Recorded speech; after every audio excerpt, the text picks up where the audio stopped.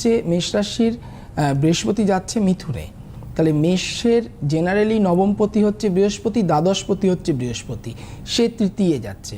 একটু শরীর নিয়ে এই সময়টা ডিস্টার্ব যেতে পারে, বিশেষ করে পেটের সমস্যা, গ্যাসের প্রবলেম বা খাবার হজম হচ্ছে না, এই ধরনের সমস্যা আসবে। মাথার একটু যন্ত্রণা, মাথার পেছন দিকে বা পাওয়ারের কোনো সমস্যা আসতে পারে। পাশাপাশি যেটা দেখা দেবে মেষ রাশির ক্ষেত্রে সেটা হচ্ছে যে এই সময় নতুন কাজের সুযোগ আসবে। ধরো অনেক দিন ধরে কেউ হয়তো চাকরি চেঞ্জ করতে চাইছে, কেউ হয়তো ব্যবসা শুরু করতে চাইছে, তারা এই সময় সুযোগগুলো পাবেন। তবে যেমন কাজের সুযোগ আসবে, যেমন ব্যবসার সুযোগ আসবে, ঠিক সেই রকমই প্রচণ্ড পরিমাণে ব্যয় হবে। তাই ব্যয়টাকে একটু ধরতে হবে, মানে আয়টা তো করবেন, ব্যয়টাকে ধরতে হবে।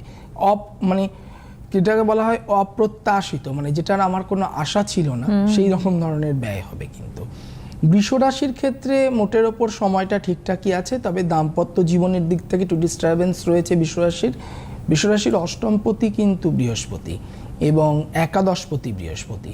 অষ্টম স্থান সবসময় আমরা জানি ঘাতক স্থান।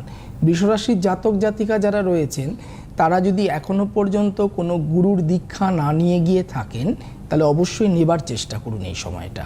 গুরু দীক্ষা নিলে একটা ভালো পথ পাবেন, আপনাদের মন থেকে যাকে বিশ্বাস হচ্ছে বা মানতে চাইছেন। এছাড়া কাউকে আইডল তৈরি করুন জীবনে, আপনার বাবা মাও হতে পারেন, ভালো হবে।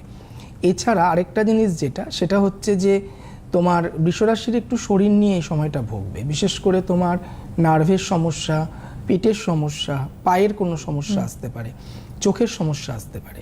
বৃষ রাশির ক্ষেত্রে প্রচুর টাকা আসবে এবং নতুন নতুন কিছু অপরচুনিটিস আসবে। ধরুন আপনি একটা ব্যবসার সঙ্গে যুক্ত, আপনার নতুন কোনো ব্যবসার যোগাযোগ আপনার কাছে এলো, আপনি চাকরি করছেন, চাকরির সঙ্গে ব্যবসার যোগাযোগ, মানে ডুয়াল ইনকামের একটা চান্স রয়েছে। ভালো বিয়ের যোগাযোগ রয়েছে, আবার বৃষ রাশির বিয়ের ভঙ্গেরও যোগাযোগ